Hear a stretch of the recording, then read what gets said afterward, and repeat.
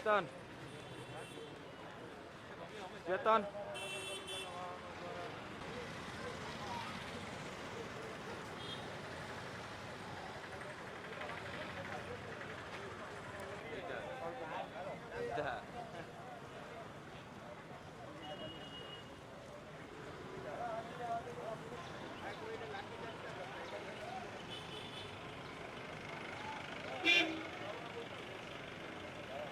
અમારા રેકડી કેબિન ધારકોનો છેલ્લા 2-3 વર્ષથી આ ડેમોલેશન ચાલે છે, તો એના અનુસંધાને અમારે એક વિરોધ કરવો પડે.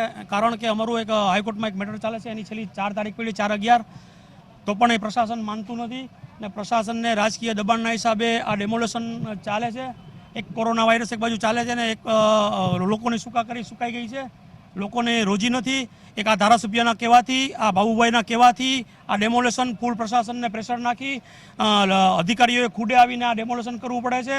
માટે આ ડેમોલેશન કરે છે. અમારી રોજગારીનું કોઈ સાધનો હવે અમારા પાસે છે નહીં. અમે આ નિહોરા થઈ ગયા છે. અમારી પાસે અમે આ ભાજપની ખેસ ધારણ કરીએ છીએ. અમે આ આરએસએસમાં છે એટલે આરએસએસની સાથે રહીને અમે આરએસએસવાળા તરીકે અમે વિરોધ કરીએ છીએ. અમે રાજકીય પક્ષ છે એની હારે રહીને આ વિરોધ કરીએ છીએ. માટે પણ આ વિરોધનો કોઈ અમલવારી થતી નથી. તો મને એમ થાય છે કે આ પ્રશાસન છે એને આ આટલો ધારાસભ્યને એટલો બધો સુરત છે કે આ રેકડી કેબિન ધારકોનો ડેમોલેશન કરવું પડે ને આ પાર્ટી પ્લોટ છે એ જમી જવાની ફિરાકમાં છે. તો એને એવું નથી થતું કે આ લોકોને બીજી જગ્યાએ આપણે શિફ્ટ કરી દઈએ, એને ફારી દઈએ, એને સૂકા કરી એની મેળવી દઈએ, એની રોજી મોરી દઈએ. એને એના 20,000 મત કે 15,000 મત એનાથી લોસ જાય તો એને કીધેલું જ છે કે મને કંઈ ફેર નહીં પડે. તો તને ફેર નહીં પડે તો હવે અમે તમને ફેર પાડીશું. કારણ કે હવે તમારું ઇલેક્શન નજીક આવે જ છે. અમે જોઈએ છીએ અમે કેવું તમને ફેર પાડીએ છીએ. અમે ને આટલા લોકો 500 થી 700 લોકો અમારા અત્યારે હતા વિરોધમાં ને અમે વિરોધ કરીએ છીએ, છતાં પણ નગરપાલિકા અમારું ડેમોલેશન કરે છે. આ મીડિયાની સામે છે અને લોકોની સામે છે. છેલ્લા 250-300 પરિવારો છે અમારા, એના રોજી છે, એની રોજીરોટી સુકાઈ જાય છે. અમારે અત્યારે ધંધો ક્યાં કરો? અમારી પાસે કોઈ વિકલ્પ નથી. જાહેર રોડ ઉપર મંદિરની બાજુમાં 500 મીટર મંદિરની બાજુમાં આ લોકો અમને વૈકલ્પિક જગ્યા આપે છે. ત્યાં શૌચાલયો છે, ત્યાં ફાસ્ટફૂડ રહી શકે તેમ નથી, ત્યાં રેસિડન્ટો છે, ત્યાં અનેક લોકો અવર જવર કરે છે, મહિલાઓ અવર જવર કરે છે, ધાર્મિક સ્થળો છે. ને અત્યારે પરસોત્તમ માસ ચાલે છે, છેલ્લો દિવસ છે, તો ત્યાંથી લોકો ચાલે છે. ત્યાં નોનવેજ વેચાય એવી કોઈ શક્યતા નથી. છતાં પણ રોડ ઉપર આ લોકોને અમને નોનવેજ બજારને એક રોડ ઉપર મૂકી દેવી છે, વિહોણા કરી દેવા છે.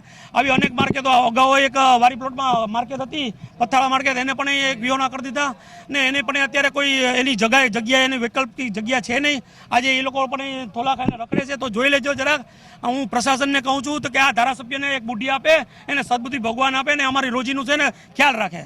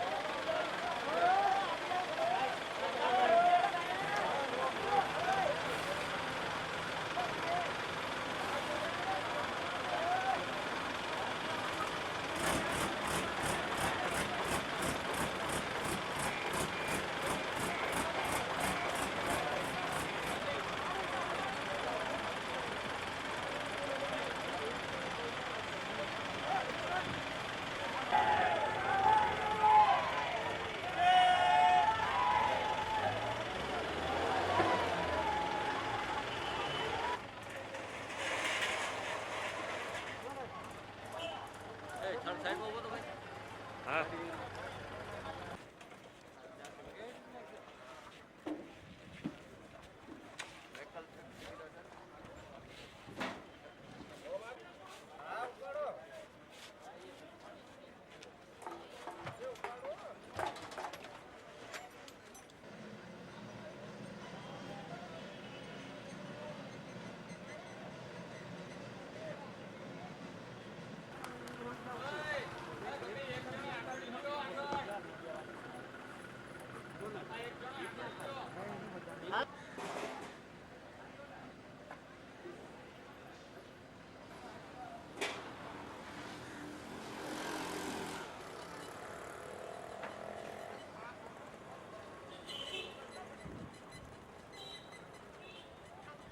પોરબંદર શહેર મહાત્મા ગાંધીજીની જન્મભૂમિ છે અને ત્યાં જે જુદા જુદા વિસ્તારમાં જે રેકડીઓ પથરાયેલી હતી તેને એક નગરપાલિકા દ્વારા વૈકલ્પિક વ્યવસ્થાના ભાગરૂપે બીજી જગ્યા આપી અને ખસેડવાના ભાગરૂપે વારંવાર બધા રેકડી ધારકોને નોટિસ આપવામાં આવેલી.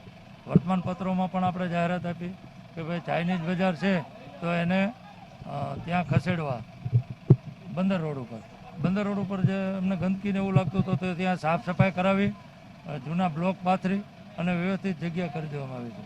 એ કાર્યવાહીના ભાગરૂપે વારે ઘડીએ પ્રયત્નો કરવા છતાં પણ રેકડી ધારકો નહીં ઉઠતા આજરોજ જિલ્લા વહીવટીતંત્ર, પોલીસ તંત્ર અને નગરપાલિકાનું તંત્ર એ સાથે મળી અને રેકડીઓ દૂર કરવાની કાર્યવાહી આજે ચાલુ કરવામાં વિવિધ સમાજોની જે રજૂઆત છે એને ધ્યાને લીધી છે, પરંતુ રોડના સામેના કાંઠે દરિયા બાજુના વિસ્તારમાં આ રેકડીઓ ઊભી રાખવામાં આવી છે.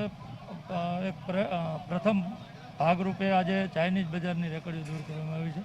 આગળ જ્યારે પણ નગરપાલિકાને એવું નડતરરૂપ જગ્યા લાગશે તો એ ખાલી કરવામાં આવશે. સાથે કોઈના રોજીરોટીને વિક્ષેપ ન પડે એટલા માટે વૈકલ્પિક જગ્યા પૂરી પાડવામાં આવશે. હા, જે વિવિધ કાર્યકર્તાઓ દ્વારા શહેરમાં 3 દબાણ જે છે એની વિરુદ્ધ રજૂઆત કરવામાં આવી છે, તો મેં ગઈકાલે જ ચીફ ઓફિસરશ્રીને સૂચના આપી છે કે એ લોકોને તાત્કાલિક નોટિસ ઇસ્યુ કરવામાં આવે.